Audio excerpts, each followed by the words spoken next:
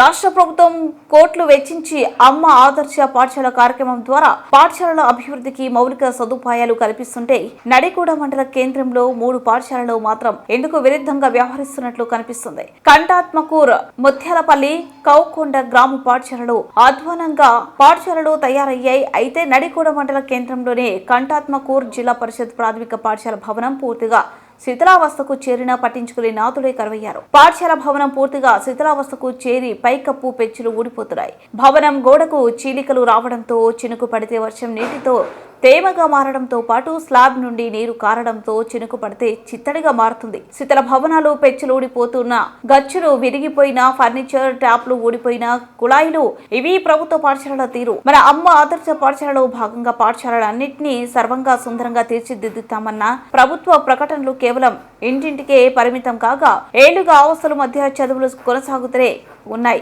అసౌకర్యాలకు మోక్షం లేకపోయినా సమస్యల మధ్య పాఠశాలలు పునః ప్రారంభమవుతాయా?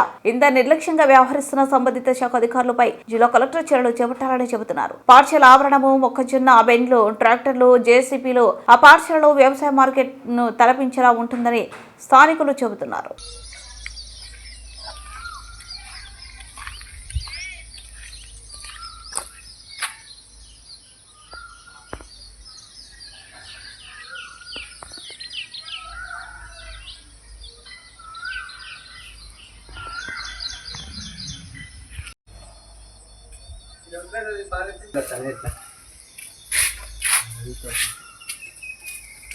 ఇది మనకు బొక్కలు 4 అయితే 2 అమ్మిన వచ్చాలి.